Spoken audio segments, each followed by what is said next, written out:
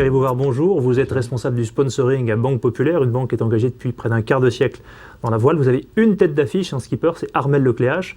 Il est arrivé en deuxième position au dernier Vendée Globe. C'était en janvier 2013, fin janvier.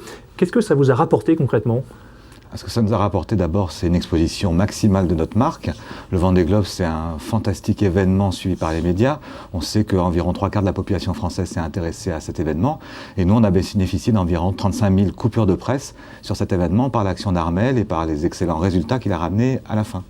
Comment ça se concrétise en termes de chiffre d'affaires, en termes de nouveaux contrats, nouveaux adhérents ? Ça, c'est très difficile à le savoir parce que quand quelqu'un rentre dans une banque, il ne dit pas « voilà, je viens parce qu'Armel Lecléache a fini deuxième du Vendée Globe ».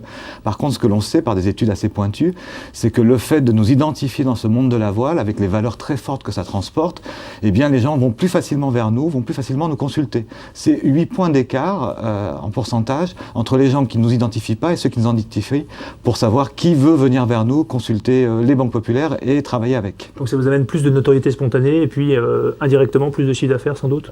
De la notoriété, oui, mais surtout l'envie de travailler avec nous. C'est-à-dire que ça nous reconnaît des valeurs particulières qui sont notamment celles que transporte la voile, le courage, l'audace, l'envie d'agir. Et ces valeurs-là font que les gens se tournent plus facilement vers nous quand ils nous savent présents dans cet univers. Le fait que cette deuxième position du Vendée Globe ait été décrochée avec un bateau d'occasion, ça veut dire que le ticket d'investissement est moins cher puisque ce voilier 18 mètres de long, il vous a coûté à peu près 3 millions d'euros, je crois. L'idée, c'est de maîtriser. Moins que ça, mais l'idée, effectivement, c'est de maîtriser, c'est-à-dire de participer à des événements qui ont une forte puissance médiatique, et ça à un coût le plus raisonnable possible. Nous sommes, comme tout le monde, des héroïstes, entre guillemets, c'est-à-dire qu'on essaie d'obtenir le meilleur des résultats avec l'investissement le plus raisonnable possible. Et là, vous l'avez calculé ? L'investissement sur un Vendée Globe, c'est environ un budget de 3 millions d'euros par an. Ça va de 5 à 3,5, ça dépend un peu qui, dans quelles conditions. Nous, effectivement, le choix d'un bateau d'occasion, ça a été le choix d'aller vite et d'aller fort, puisqu'on a décidé tout cela en 2011 et qu'il fallait être sur la ligne de départ en novembre 2012. Donc choisir le bon skipper, la bonne structure, le bon format, vite et bien. Sur une opération comme celle-ci, vous gagnez ou vous perdez de l'argent ? Alors, on ne parle pas d'argent, puisqu'en réalité, on ne met pas des entrées d'argent face à un projet de sponsoring. Je pense que nous gagnons en visibilité, nous gagnons en notoriété, nous gagnons en enrichissement de notre fonds de marque, et ça n'a pas une valeur qui est très facile à quantifier sur le plan euro, quoi, on va dire. Prenons le large, je vous propose de regarder quelques images qui vont vous rappeler des souvenirs.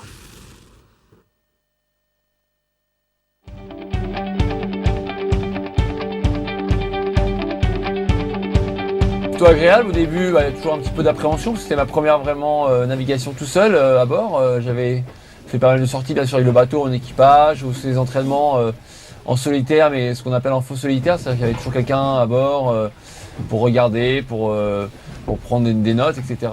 Armel Lecléache, lors de son record de la traversée de la Méditerranée, c'était début octobre, un record de la Méditerranée effectué en un peu moins de 19 heures pour 848 km entre Marseille et Carthage.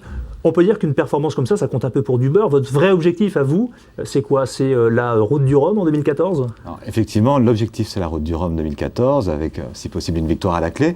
Mais les records comme celui-là ont deux objectifs. Premièrement, de permettre à l'homme, au skipper, à Armel, de s'entraîner et aussi de vérifier que tout va bien sur la machine. Et en même temps, de créer des événements à l'intérieur d'un programme de telle manière à faire de la présence à l'esprit permanente. À la fois avec ce bateau-là, mais avec tous les autres contrats de Banque Populaire, auprès des ligues, de la Fédération Française de Voile, de l'association Tabarly, qui permettent d'avoir toujours une image de voile à voir avec Banque Populaire tout au long de l'année.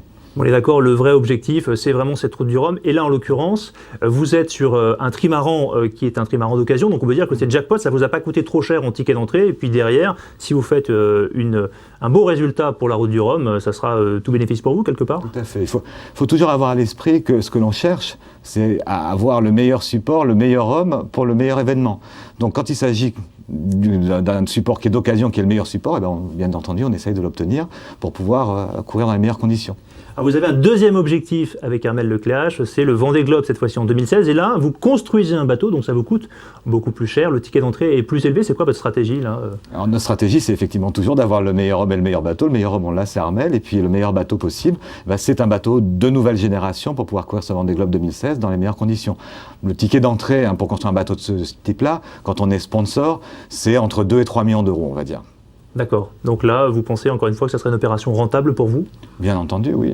Bien entendu. J'en viens aux deux questions EcoSport, la première question, le secteur bancaire va mal, on dit qu'il est malmené par la crise. Où trouvez-vous tout cet argent ? Alors, la question n'est pas de trouver tout cet argent.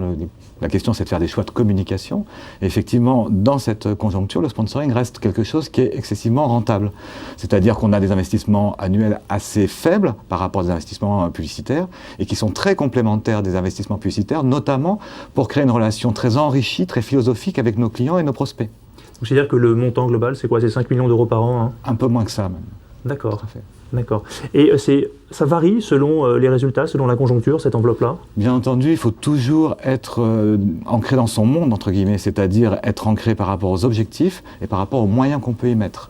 Donc il est très important de préserver l'équilibre par rapport à des investissements publicitaires, par rapport à des investissements humains, de telle manière à ce que tout ça reste raisonnable et efficace surtout.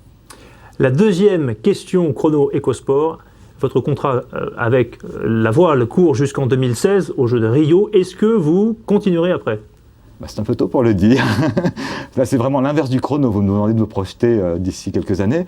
Banque Populaire a un vrai ancrage dans la voile depuis 25 ans, vous l'avez dit tout à l'heure. Donc pourquoi pas après, mais on commencera à y réfléchir à partir de 2015, pas avant. Je vous remercie Thierry Bouvard. Bonne journée. À bientôt. À bientôt.